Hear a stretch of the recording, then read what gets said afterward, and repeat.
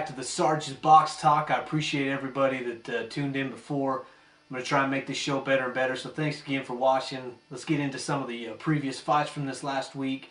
Remember, give me your comments, suggestions, send me an email, whatever you want to do, but I want to hear from you. I want to keep this conversation going on some of these fights and upcoming fights, predictions, whatnot. So let me hear from you. This last Saturday, fantastic fight in the super bantamweight division between Rafael Marquez and Israel Vasquez. This was the rubber match between the two. They had split knockouts. Now this one was a split decision for Vasquez, and I've got to tell you, this is what boxing's all about. If I had a friend and I wanted to convince them the reason I love boxing so much and why they should like boxing, this is a fight that I would show them. It was that good. The whole trilogy was that good. In the last decade, I would rate this as probably the second best trilogy behind Gaddy Ward and just in front of the Barrera Morales trilogy. I love this fight. It was on Showtime. If anybody missed that fight, they've got to watch the replay next week. You can do what I do. Just subscribe to Showtime just long enough to watch the fight. Then unsubscribe. You get to watch the fight. You have to pay a little bit of money, but it is worth it. Trust me. You don't want to miss this fight. I can't say enough about it, so please, any true boxing fan has got to watch it, and even ones that aren't, they will be after watching it, guaranteed. In the featherweight division on ShoBox, the next generation, Robert Ghost Guerrero, he defended his, it was his second title defense against Jason the American Boy Litzau. I'm a big Litzau fan. It was sad for me because Litzau got knocked out in the 8th round. Sometimes his chin just can't keep up with his heart. In his second loss now, he's been knocked out. But Guerrero, on the same hand, fantastic. He looked great. Can't wait to see him defend more of his titles. Again, that was in the featherweight division, so I'm looking forward to seeing Guerrero, and also I'd like to see Litzau again because he definitely brings it. He's the type of fighter that boxing fans like to watch. So hopefully we'll see from Litzau as well again. Friday night fights. The main event was supposed to be between Alan Green and Shannon Miller. Now, 2 weeks before the fight, Shannon Miller had to pull out because of injury. So with 10 days notice, Antoine Eccles takes the fight. Now 48 hours before the fight, Alan Green pulls out for no reason at all. Gave no reason. There's rumors going around. His promoter, there was a new promoter trying to suck him in a little bit, to woo him. But totally lost respect for Green, and also Louisiana lost a lot of respect because they suspended him indefinitely from fighting there because of him pulling out like he did. But with 48 hours notice, Mike Walker, 18-0 fighter, local fighter, took the fight on. So it actually ended up being better than if it would have been Green against Eccles, because that would have been a blowout for Green. But the fight between Walker and Eccles was very entertaining. Turned out to be a draw. But I guess the only thing I got out of that fight was Eccles needs to get out of boxing, needs to retire. On those legs, he's tired, shop worn. He needs to get out. I appreciate all his fights. He was definitely fun to watch. His fight against Hopkins, awesome. But Eccles, it's time. I know you're watching. Please, it's time to hit the road. Thanks for the memories, but we'll see you later. So some of the upcoming fights.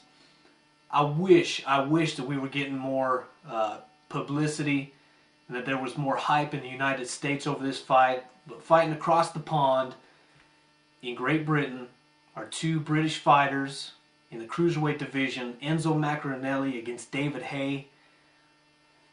I'm excited for this fight. This fight, both fighters have one loss by knockout, so their chins may not be suspect, but they have shown, I guess their chins have shown the ability to get knocked out, so it's possible and highly likely that we're going to see a knockout in this fight because both guys hit like a mule and both guys have been knocked out. So David Haye wants to move up to the heavyweight division and take on Klitschko after this fight, but Enzo Maccarinelli says you got to get through me first. So this is going to be a huge fight. It's very hyped in Britain. I wish it was the same here, but it's going to be on Showtime this Saturday as well, so tune into that. You'll get to watch that fight live. You get to watch the replay of Vasquez Marquez. Man, you just can't miss Showtime. Finally, Showtime's come up with some good matches, so tune into that for sure. My prediction, though, I forgot to predict for Macronelli Hay.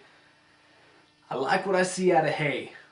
He definitely looks like the real deal, so I'm picking Hay to win by knockout. I think it's going to be early, and I think it's going to be third round. I know that sounds a little crazy because both guys are so good. It's going to be a little filling out process, but I think it's going to be fireworks, and I'm going with Hay, third round knockout of Macronelli. HBO also has, finally, we get the Moskaev-Peter fight. Supposed to go in October, but Moskaev had to pull out with an injury. Now they're finally fighting. Should be a decent fight. Peter's kind of showing his suspect chin against Jamil McCline, where he was knocked down a few times in that fight. But Moskaev's getting pretty old. He's a lot slower than Peter, and Peter hits very hard. So Moskaev has been knocked out a few times in his career. So I'm looking for Peter to take that by knockout, middle of the road, 6th round. I would be very surprised to see that one go the distance. On the undercard is Juan Baby Bull Diaz. He is defending his title, the WBA and the WBO, against Nate Campbell's IBF. So there will be a unification here. Diaz taking on Nate Campbell. Nate Campbell, I kind of compare this fight to the Nate Campbell-Robbie Peden. Robbie Peden was a fighter that never stopped punching like Juan Diaz is. And Nate Campbell can really hit hard. But you can tell he gets a little frustrated by the busier fighters. So I think he's going to get frustrated, and maybe like he did against Peden, he didn't learn his lesson. He'll stick his chin out, kind of flaunting it, and get knocked out. I don't think Diaz will knock him out, but I do think he'll win by decision. Campbell will probably get frustrated, and I just don't think that he'll be able to pull it off. So I'm saying Diaz in 12-round decision on that fight. But it should be a good fight on HBO, so tune into that one. Dishonorable discharge. Real fast, get this over with. But my dishonorable discharge especially goes to Sergio Mora, but also the Contender. That series, what a joke. For any true boxing fan, all you're looking for is the live fights at the very end, the finale, because you don't care about all the mushy-mush stuff in between. But Mora, wow. He gets a gift in the rematch with Peter Manfredo. He gets gifted that decision. Somehow he thinks being the Contender champion, that makes him somebody instead of just getting exposure. He gets his opportunity to fight Jermaine Taylor for the world title and get the money that comes along with that, and turns it down because it's going to be in Jermaine Taylor's backyard. Hey Mora, you are a Contender champion. That means nothing in the world of boxing. You get exposure, and now you think you're somebody. Now you've shown what kind of a joke you are, right? Because after he turns down that fight, he fights a bunch of no-name guys. He ends up fighting Elvin Ayala to a draw here recently, saying, well, that people that know me know that wasn't the real me in the ring. Well, then who was it? Because I sure saw you in there. So, real pathetic, Sergio Mora. Turns down a world championship instead of trying to prove himself, and now you stay in your own backyard in California for your fight. So what's it going to be? You know, then you look at the season 2 winner for the Contender, Grady Brewer, won the Contender championship, and since then hasn't fought in a year and a half and doesn't even have a scheduled fight. So then the third year, Sakio Bika, he won that against Jaden Codrington, fight of the year last year probably. So we'll see where he goes from there. But the Contender, what a joke. Sergio Mora, hopefully this May when you fight Vernon Forrest and he embarrasses you in the ring, we won't hear or see from you anymore. That's the hope. And for that, Sergio, you get my dishonorable discharge, and hopefully I won't hear from you anymore after May. Next time, everybody, you are dismissed.